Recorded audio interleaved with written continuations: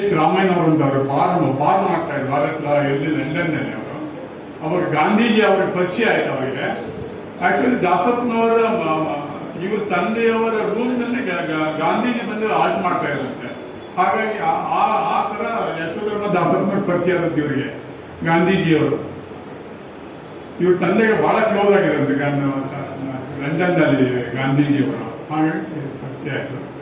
ಆಮೇಲೆ ಯಶೋಧರ್ಮ ದಾಸಪ್ಪನವರು ಆ ಕಾಲದಲ್ಲಿ ರಾಜಕೀಯನೇ ಬಿಟ್ಟು ಅಸೀಕರದಲ್ಲಿ ಜಮೀನ್ ತಗೊಂಡು ಅಲ್ಲೊಂದು ಜಾತ್ಯತೀತವಾಗಿ ಒಂದು ಟ್ರಸ್ಟ್ ಮಾಡಿಕೊಂಡು ಎಲ್ಲ ಜಾತಿಯ ಹೆಣ್ಮಕ್ಳನ್ನ ಅಲ್ಲಿ ಸೇರಿಸ್ಕೊಂಡು ಒಂದು ಟ್ರಸ್ಟ್ ಮಾಡುವುದು ಇದೆಯಲ್ಲ, ಆ ಕಾಲದಲ್ಲಿ ಅದು ದೊಡ್ಡ ವಿಷಯ. ಹಾಗಾಗಿ ಇವ್ರ ಹೆಸರಿನಲ್ಲಿ ಒಂದು ದತ್ತಿ ಮಾಡಬೇಕು ಅಂತ ನಮ್ಮ ರಾಮೇಗೌಡರು ಮನಸ್ಸು ಮಾಡಿದರು.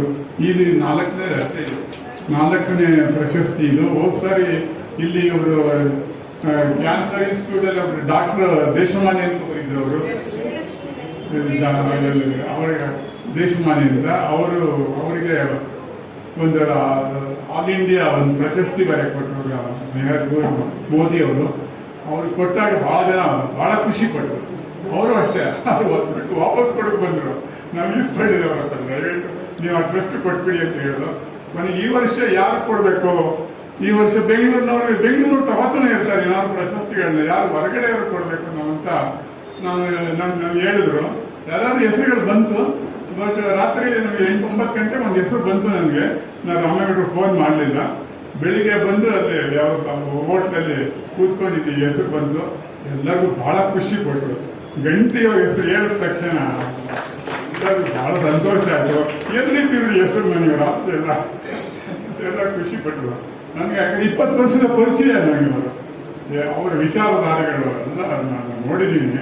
ಅವ್ರ ವಚನ ಸಾಹಿತ್ಯ, ರನ್ನ, ಪಂಪ, ಅವರೆಲ್ಲರನ್ನೂ ಅವರು ತನ್ನ ಜೀವನದಲ್ಲಿ ಅವರು ರೆಕಾರ್ಡ್ ಅಳವಡಿಸ್ಕೊಂಡು ಅವ್ರ ಜೀವನ ಒಂದು ರೆಕಾರ್ಡ್ ತರ ಇದೆ, ಒಳ್ಳೆ ರೆಕಾರ್ಡ್ ತರ ಇದೆ. ಆ ರೆಕಾರ್ಡ್ ನೋಡಿನೇ ಜನ ಅವ್ರಿಗೆ ರಿಗಾರ್ಡ್ ಕೊಡ್ತಾ ಇರೋದು. ಅವ್ರ ರೆಕಾರ್ಡ್ ನೋಡ್ಕೊಂಡೆ ಜನ ಇಲ್ಲಿ ಸನ್ಮಾನ ಮಾಡೋದು, ರಿಗಾರ್ಡ್ ಅವ್ರಿಗೆ ವಹಿಸೋದು ಅಷ್ಟು ಸುಲಭ ಅಲ್ಲ. ಜನಗಳ ಹತ್ರ ನೀವು ಸನ್ಮಾನ ಮಾಡಿಸ್ಕೊಡ್ತಿದೆಯಲ್ಲ, ಹಿಂದೆ ಬೈಕ್ ಅಂತಾರೆ, ಮುಂದೆ ಏನೇನೋ ಒಂದು ಹುನರ್ ಆಗ್ತಾರೆ ಅಷ್ಟೇ.